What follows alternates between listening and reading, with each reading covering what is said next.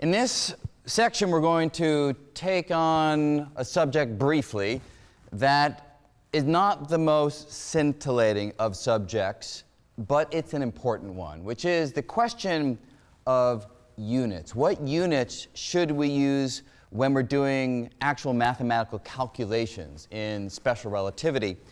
And that actually slightly shortchanges the subject, because one way into this little discussion is to think about for a moment a question that I have been asked many times over the years, which is, what is so special about the particular numerical value of the speed of light, right? We talk about 671 million miles per hour, 300 million meters per second, but why those numbers and not like, 400 million or 800 million?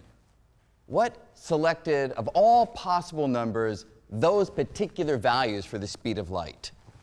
And the answer to that question is, there is nothing at all special about those particular numbers, because those numbers are completely dependent on the units that you choose. And we know that, right? Because if we look in units of, say, miles per hour, we've spoken about the speed being 671 million, but we've also noted, and perhaps you know yourself already, that if you use different units, like units where we take the time unit to be seconds, and we use, say, miles still for space, the speed of light is a different number, 186,000 miles per second.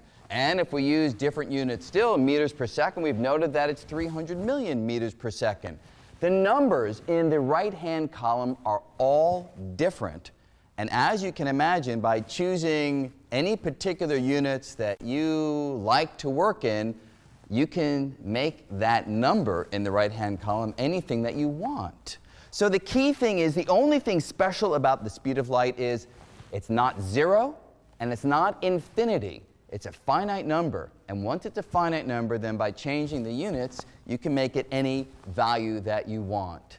Now, there's something particularly useful about this idea, which is that from a practical standpoint, right, we're going to be doing a lot of calculations in special relativity, and we're going to find that the speed of light, c, crops up all over the place.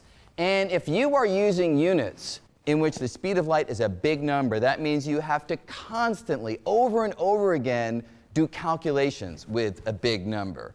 And there's a trick that allows us to alleviate that kind of headache of having to write and calculate with a big number over and over again. And that trick is this.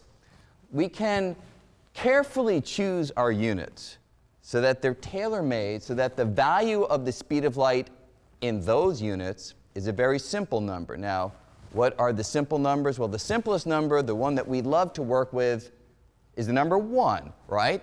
Can we make the speed of light 1 in particular units? And the answer is absolutely yes, right? So if we choose our time units to, say, be the year, and we choose our space units to be the light year, how far light travels in 1 year, then by definition, the speed of light in those units is 1 light year per year. The speed of light is numerically equal to 1 in those units. If you choose your time units to be seconds, you can play exactly the same game. Choose your space unit to be the light second. Now, the light second is the distance that light travels in 1 second. In familiar units, it's the numbers we were talking about before. But if you make use of those as your base units, then in them, the speed of light is 1 light second per second, by definition. Now, let me give you one other example where the speed of light becomes 1.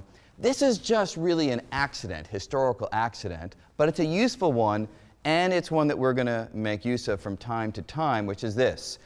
If you choose your time units to be the nanosecond, 1/1000th of a second, then it turns out, you're going to do a little calculation to verify this, it turns out that light travels very nearly 1 foot in 1 nanosecond. It's not exactly right, but it's a pretty good approximation. We're going to use that approximation often.